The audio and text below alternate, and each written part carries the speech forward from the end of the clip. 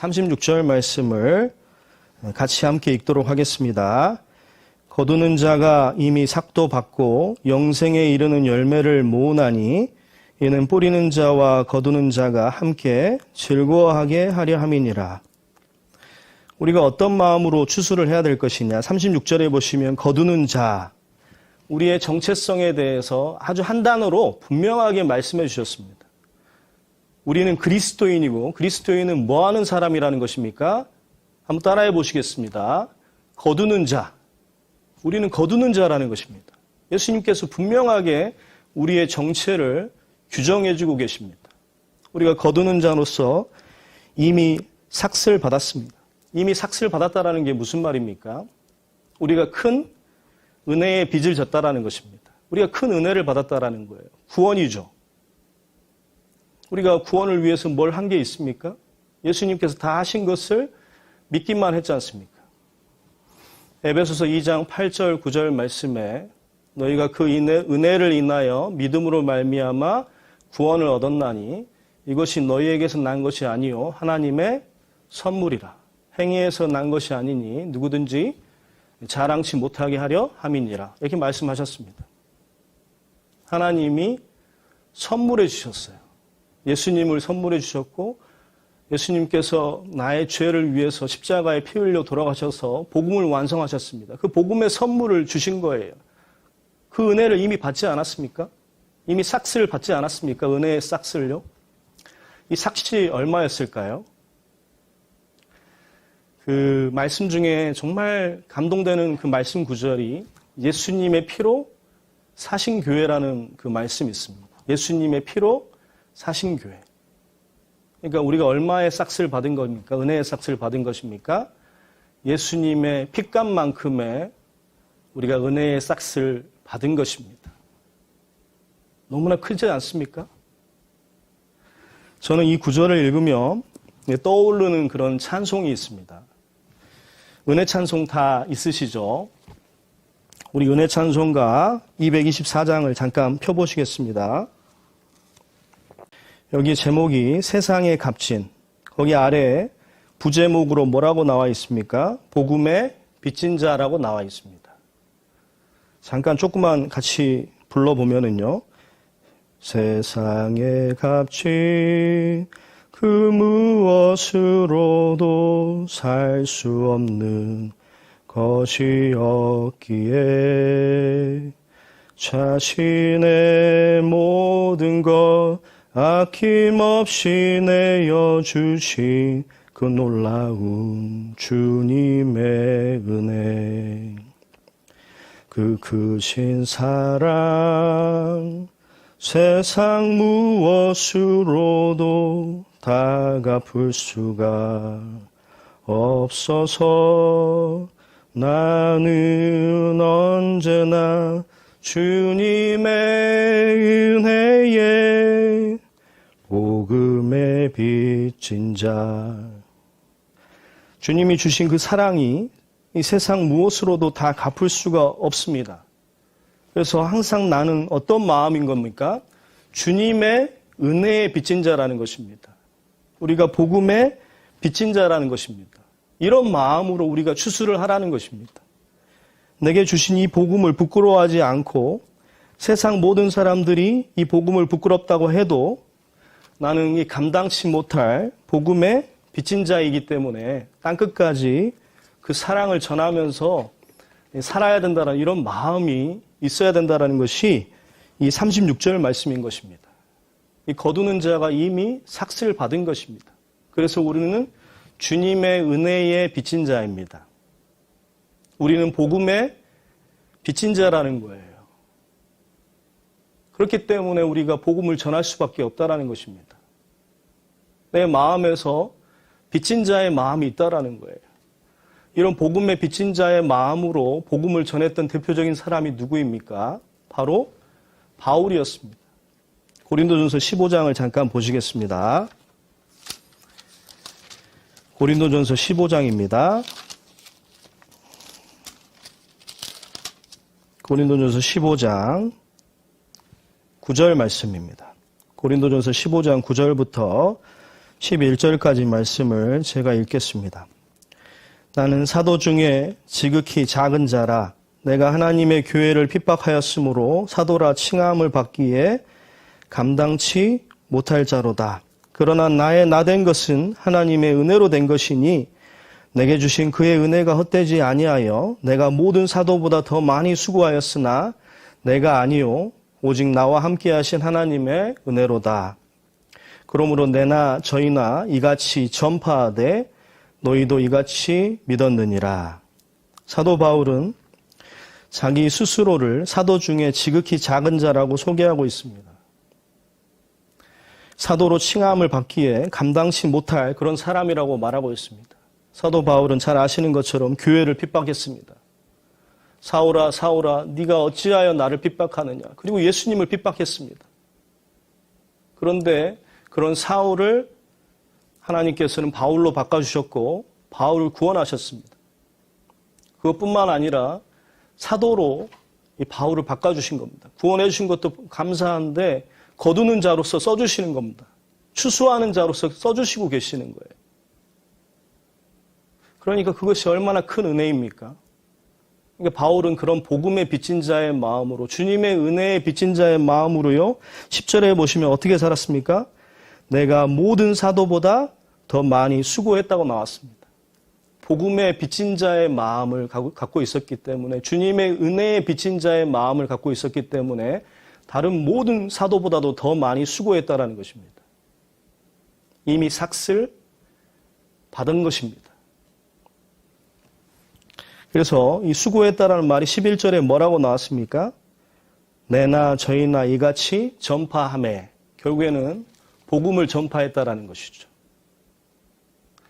자, 한번 여러분들에게 여쭤보겠습니다. 여러분들 예수님에게 얼마의 은혜를 빚졌습니까? 예수님에게 또 복음에 얼마의 빚을 졌습니까?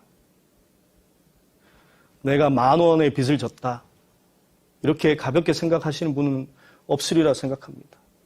내가 100만 원을 빚졌다. 내가 1억을 빚졌다. 내가 100억을 빚졌다. 만약에 내가 진짜 100억을 빚지고 이 세상에서 살아간다면요, 그 중압감은 이루 말할 수 없을 것입니다. 그 빚을 너무나 갚고 싶을 거예요. 그런데 우리는 얼마의 빚을 진 것입니까? 우리는 예수님의 핏값만큼의 빚을 지고 있는 것입니다. 그러니까 우리가 얼마나 열심히 살아야 되겠습니까? 우리가 얼마나 복음을 열심히 전해야 되겠습니까? 그래서 우리가 복음의 빚진 자의 그런 마음으로 우리가 추수를 해야 된다. 그렇게 했을 때, 자, 마지막으로 거기 요한복음 4장 36절 보시겠습니다. 요한복음 4장 36절에 거두는 자가 이미 삭도 받고 영생에 이르는 열매를 모읍니다. 이렇게 모으게 되면은 누가 기뻐하시는 겁니까? 36절에 보시면 뿌리는 자와 거두는 자가 함께 즐거워하게 함이라. 즐거워하게 하려 함이니라. 뿌리는 자는 예수님입니다. 그리고 거두는 자는 우리 구원받은 그리스도인입니다. 하나님께서 가장 기뻐하시는 일, 예수님께서 가장 기뻐하시는 일이 무엇입니까? 에베소서 5장 10절 말씀에 주께 기쁘시게 할 것이 무엇인가 시험하여 보라고 그랬습니다.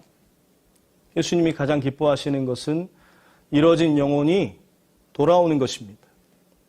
누가복음 15장에 보시면 100마리의 양이 있었는데 한 마리의 양이 잃어져 있다가 다시 돌아왔습니다. 얼마나 기쁘겠습니까? 10개의 드라크마가 있었는데 이 한 개의 드라크마를 잃어버렸다가 다시 그 드라크마를 찾았습니다. 얼마나 기쁘겠습니까? 2명의 아들이 있었는데 나의 그 재산을 군깃을 받아서 나가서 허랑방탕하게 살다가 다시 돌아왔습니다. 그때 얼마나 기쁘겠습니까? 그래서 이웃과 벗을 초청해가지고 함께 즐기자 이렇게 말씀하고 계시는 것입니다. 죄인 하나가 회개하면 하늘에서는 회개할 거 없는 의인 아홉을 인하여 기뻐하는 것보다 더 기뻐한다고 말씀하셨습니다. 하나님께서 가장 기뻐하시는 일은 거두는 것입니다. 영생에 이르는 열매를 거두는 것입니다. 주님이 가장 기뻐하시고 그것이 가장 큰 상이고 나 역시 가장 기뻐할 수 있는 일입니다. 이 세상에 기쁨이 있습니까? 코로나 상황 속에서 TV를 켜보십시오. 코로나, 태풍 뉴스, 수해 소식, 경제적인 어려움들, 강력 범죄들, 이 세상은요, 즐거워할 것이 별로 없습니다. 잠깐 유튜브 보고, 잠깐 TV 보고, 잠깐 오락하고, 잠깐 음란물 보고, 이런 것이 잠깐 재밌을지는 몰라도요, 그것이 근본적인 우리에게 기쁨을 주지 못합니다. 정말로 우리가 기뻐할 수 있는 일은 무엇입니까? 뿌리는 자와 거두는 자가 함께 즐거워할 수 있는 것은 잃어진 영혼을 살리는 것입니다. 그래서 정리해보면 우리는 그리스도인이다라는 그 사실을 잊지 말고 살자. 그리고 지금이 무슨 때다? 지금이 추수할 때라는 것을 잊지 말자. 그리고 전도하는 것은요, 짐이 아니라 특권이라는 것입니다. 우리가 다 차려진 밥상에 숟가락 하나만 얹어 놓으면은요, 하나님께서 우리에게 상급으로 갚아주신다는 것입니다. 그리고 어떤 마음으로 추수를 해야 된다? 빚진 자의 마음으로, 복음의 빚진 자의 마음으로, 주님의 은혜의 빚진 자의 마음으로 우리는 추수를 해야 된다는 것입니다. 그렇게 했을 때, 추수를 성실하게 했을 때, 예수님과 내가 가장 기뻐할 수 있는 일이라는 것입니다. 자, 마지막으로 잠언 10장 말씀 찾고 끝내겠습니다. 잠언 10장입니다. 잠언 10장 5절 말씀입니다. 잠언 10장 5절 말씀을 제가 읽겠습니다. 여름에 거두는 자는 지혜로운 아들이나 추수 때에 자는 자는 부끄러움을 끼치는 아들이니라. 여기 여름이라고 나왔는데 에레미야 8장 20절에 보시면 이 여름이 추수 때라는 것을 알 수 있습니다. 이스라엘은 보리농사, 밀농사를 짓기 때문에 여름이 추수철인 것입니다. 그래서 추수철에 거두는 자는 지혜로운 아들입니다. 지금이 추수할 때인데 지금 거두는 분들이, 거두는 자, 우리 그리스도인들이 지혜로운 사람들입니다. 그런데 추수 때에 자는 자, 세상만 보고 있는 자, 땅의 것만 생각하고 있는 자는요, 부끄러움을 끼치는 아들이 될 것입니다. 그래서 꼭 말씀을 드리고 싶은 것은요, 정말 열심을 품고 주님을 섬겼으면 좋겠습니다. 지금이 정말 마지막 때라는 것을 알고 우리가 복음의 빚진 자의 마음으로 한번 다 같이 열심히 살아봤으면 좋겠습니다. 그런데 오늘 말씀을 듣고도 내 마음속에 전혀 움직임이 없다. 솔직히 내 마음속에 내가 그 구원받은 그리스도인이라는 그런 증거가 없다. 내 안에 성령이 계시고 내 안에 그리스도께서 계시고 내 안에 그리스도의 마음이 있어서 추수하고 싶은 마음이 전혀 없다.